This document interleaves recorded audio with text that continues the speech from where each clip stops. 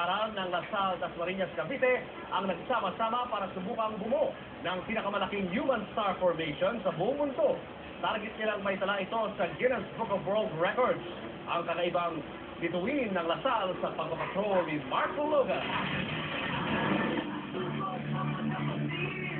Kamuan sa mall sa Great Lasalian Festival. Nagsanib ang kulay verde at puti sa kakaibang display of brotherhood and unity. Ang pagbuo ng tinawag nila, Great Lasalian Human Star.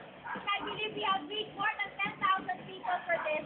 Pinuno ng mga excited na mga estudyante at faculty ang loob ng ipinorma nilang star sa Lasal Oval na may sukat na 2,145 square meters. Ang diameter ng star ay may sukat na 71 meters. At nang makumpleto ang tao sa oval, eto na ang human star, Animo Lasal.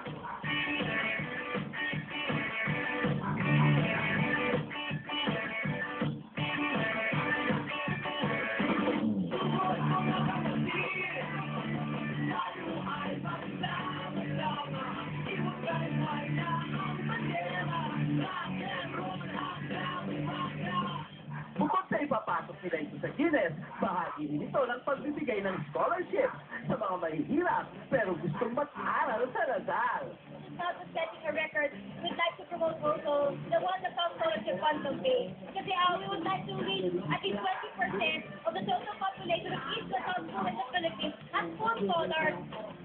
Nang simula na, kalasa, hey, wala nang pasok! Ayun lang. Kahit sino ito may pasok sa Guinness, masaya na rin sila. Pwede rin kasi nila itong entry sa kategoryang Biggest Human Gathering na mga nakapayong. Sayang naman ang paggugluta tayon. Tinatouch ako kanina, nag-form kayo ng Star Network kami. Correct! Mark Logan, patrol ng Pilipino.